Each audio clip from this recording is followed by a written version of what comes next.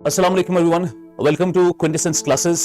तो क्विंटेसेंस अपना पहली बार कश्मीर में मेंटरशिप सेशन और मेंटरशिप का पूरा एक साल का प्रोग्राम लेकर आ रहा है, जिसमें जितने भी बच्चे खुद से पढ़ना चाहते हैं, सेल्फ स्टडी करना चाहते हैं, लाइब्रेरी में पढ़ना चाहते हैं, लेकिन उनको हैंड होल्डिंग चाहिए, उनको गाइडेंस चाहिए, उनको टेस्ट चाहिए, उनको कंटिन्यूअस मेंटरिंग चाहिए, उनको पता होना चाहिए कि वैल्यू एडिशन कैसे इस्तेमाल करना है अपने आंसर्स में, उनको पता होना चाहिए कि आंसर राइटिंग की एनरिचमेंट कैसे करनी है, नोट्स को बेहतर कैसे बनाना है, कंटेंट कहां से पढ़ना है। ये सारी चीजें इस मेंटरशिप प्रोग्राम में हम आज शुरू कर रहे हैं, जिसका नाम है क्विंटेसेंस 360। ये 360 इस तरीके से बिकॉज इसमें प्रीलिम्स, मेंस और इंटरव्यू तक की स्टेज तक का आपका कंटिन्यूअस मेंटरशिप होता रहेगा। अब ये हम पहली बार one on one mentorship program शुरू कर रहे हैं। ऑनलाइन ऑफलाइन दोनों केसेस में ये पॉसिबल है, आप आ सकते हैं इसमें, और ये आपका शुरू हो चुका है। Hello aspirants, welcome to Quintessence classes. आज हम फिर से आपके पास लाए हैं एक feedback video regarding answer writing, तो stay tuned. At the end there is a big catch for you. Question is from modern history.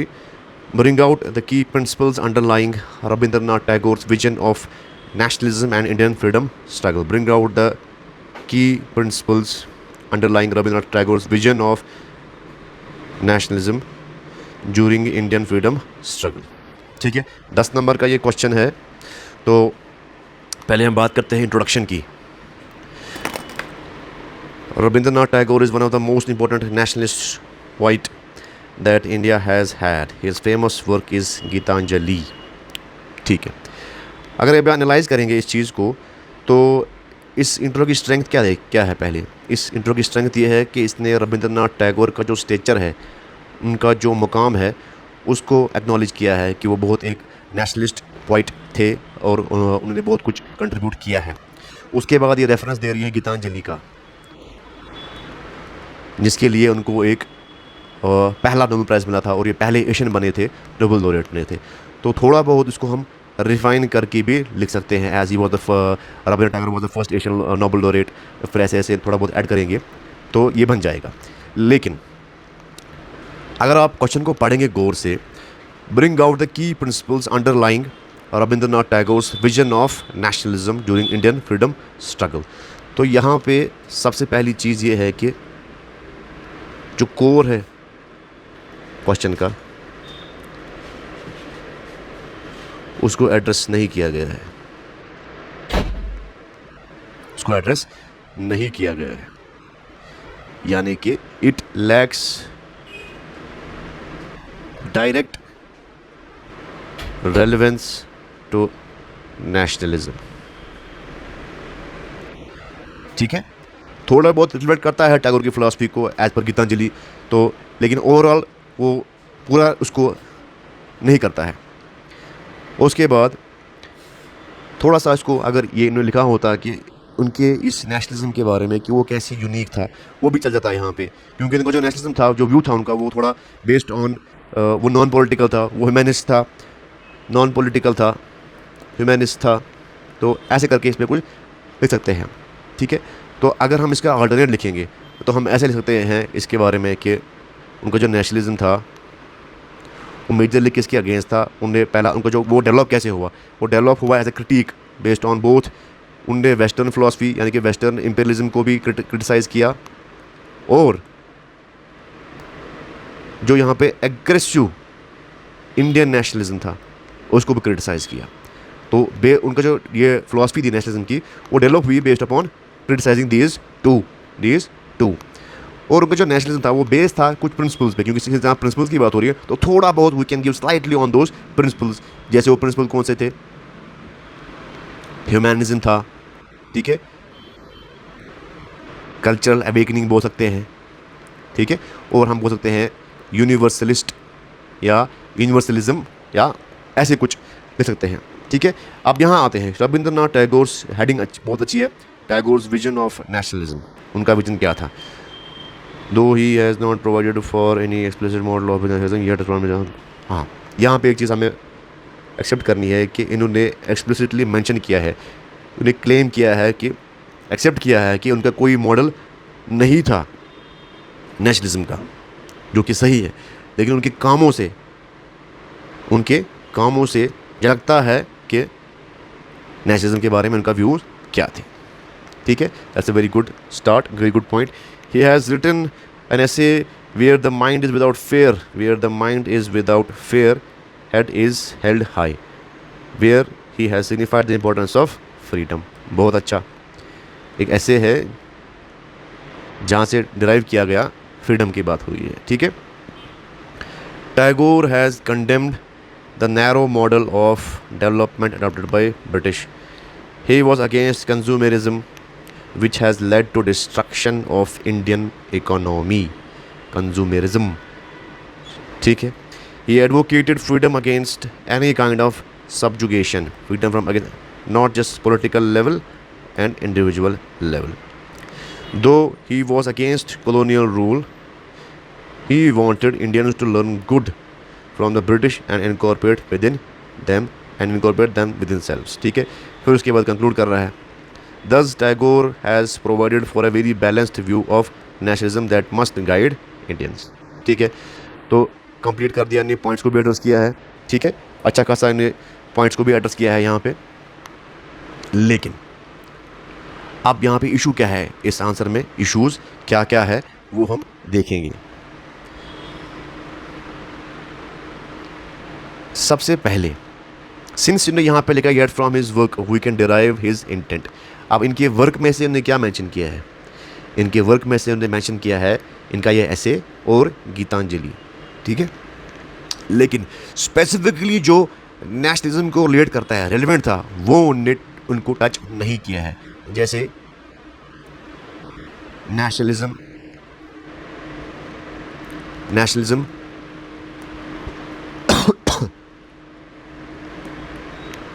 जहाँ पे एक्सप्लिसिटली इन्हें अपने व्यूज़ दिए रिगार्डिंग नेशनलिज्म. और उसके बाद एक और यहाँ पे मैं ये रब करता हूँ, यहाँ पे इन्हें एक और दी थी होम एंड द वर्ल्ड.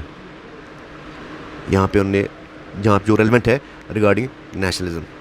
और भी बहुत सारे जैसे इनका एक गोरा, वहाँ पर भी थोड़ा बहुत रेलिवेंस है नेशनलिज्म का. यानी कि सिंस आपने खुद ही मेंशन किया यहाँ पे कि अपने वर्क से डिराइव करते हैं, लेकिन उतना ये वर्क को इन्हें हाईलाइट नहीं किया है.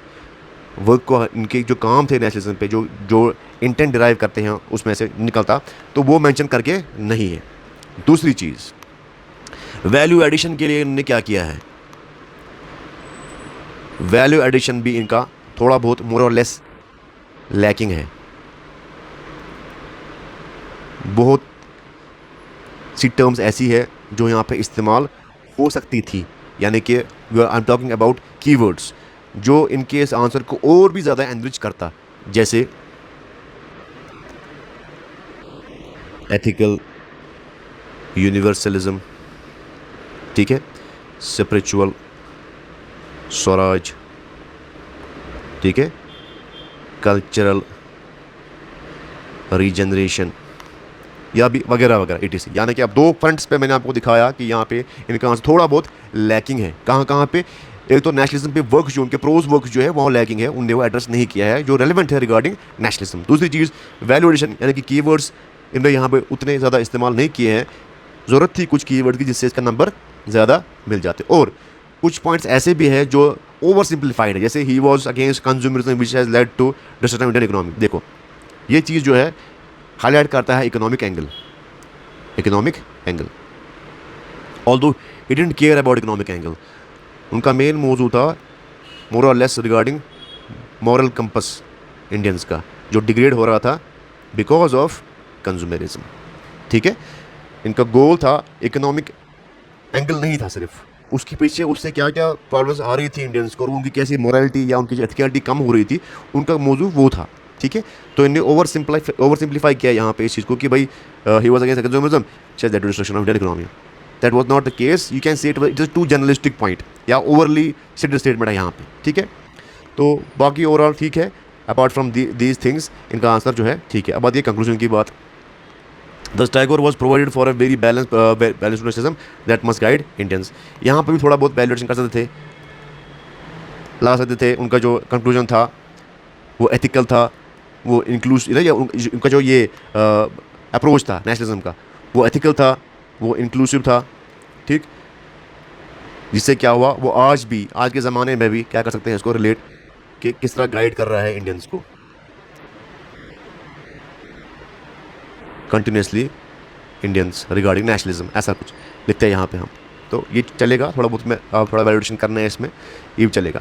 तो यहाँ पे हम इस्तेमाल कर सकते हैं, इसको हम बोलते हैं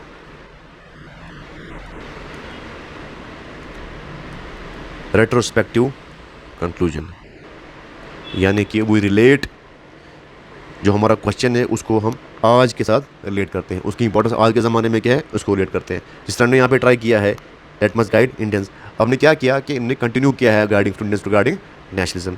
तो 10 में से अगर हम इसको नंबर देंगे, अब पहले आप समझो कि पैरामीटर्स क्या क्या है जिसके बेसिस पे इनको नंबर दिए जाएंगे, ठीक है। तो पैरामीटर के हिसाब से हम इसको नंबर देंगे। सपोज 10 में से अगर नंबर देने हैं इसको, सबसे पहला चीज़, चाहे ने थीम को अंडरस्टैंड किया है, हाँ किया है, क्या इनका किया है, लेकिन थोड़ा बहुत कुछ कहीं पे लैकिंग है, डेप्थ उनका उतना नहीं है। स्ट्रक्चर और फ्लो क्या है, बहुत ही बेहतरीन है इनका। टैग का काम इस्तेमाल किया है ज़्यादा, वो लैकिंग है, ठीक, लैकिंग है। कीवर्ड का इस्तेमाल किया है, लैकिंग है, उतना भी ज़्यादा इस्तेमाल नहीं किया है, ठीक है। ओरिजिनलिटी जो है इनकी राइटिंग की वो है, दैट्स वेरी गुड, क्योंकि इफ़ यू सी कहीं पर भी आपको कहीं नहीं लगेगा कि ऐसा कि इस बच्चे ने किसी एंगल से रट्टा किया है या कुछ किया है, प्योर स्किल, राइटिंग स्किल है इस बच्चे की। तो based upon all these parameters इनके नंबर जो आएंगे वो despite lacking in some aspects 4 से मे बी 4 से 4.5 तक, ठीक, डिपेंडिंग अपॉन द एवेल्युएटर, ठीक है।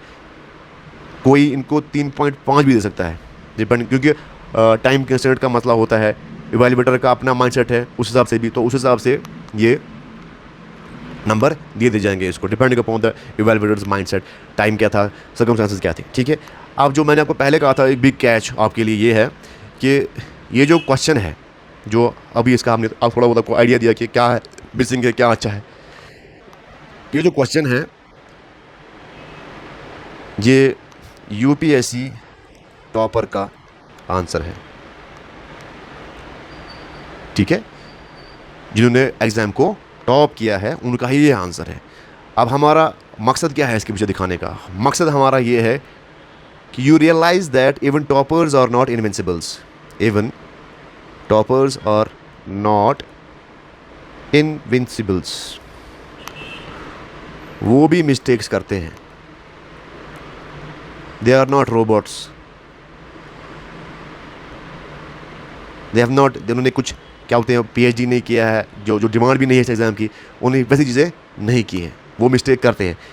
अब एक टॉपर और एस्पिरेंट में क्या फ़र्क है, टॉपर भी तो कभी एस्पिरेंट था, फ़र्क क्या है इन दोनों में, फ़र्क ये है that is consistency, ability to overcome, छोड़ो पहले ओवरकम की बात नहीं करेंगे, ability to accept mistakes and then overcome, उसके बाद कांस्टेंट प्रैक्टिस, और भी आहिस्ता आहिस्ता ये different methods, learning new methods, innovating themselves, ठीक है। तो यही फ़र्क है टॉपर और एक एस्पिरेंट में। तो टॉपर क्या करता है, basically he has more desire than an aspirant to become IAS. That's why he will go to lengths and breadths to write a good answer. और aspirant he will think कि अभी नहीं, आगे करेंगे आंसर राइटिंग, चलो मैं कर लेता हूँ आज, फीडबैक मिलेगा। ये तो एस्पिरेंट क्या करता है, मोस्ट एस्पिरेंट क्या होते हैं, they take it on their ego, होते हैं तो मैं सही लिखा था, पता नहीं मेरे को क्यों नंबर कम दिए गए हैं यहाँ पे, तो वो फीडबैक को अपने अंदर नहीं लेता है, ठीक है। तो ये शन करो ये मेंटालिटी कि टीचर जो है या इवैल्यूएटर जो है आपका जो फीडबैक दे रहा है कि उसको कुछ नहीं पता है, ठीक है। He knows, he may be उसके पास उतना एक्सपीरियंस नहीं होगा, लेकिन he can still give you that edge जिसकी वजह से आप वो आंसर राइटिंग सीख लो, ठीक है। जितने भी जिसके भी इवैल्यूएटर है, जिससे फीडबैक लेता है, make sure to incorporate those feedbacks, ठीक है। तो that was for today, thank you very much.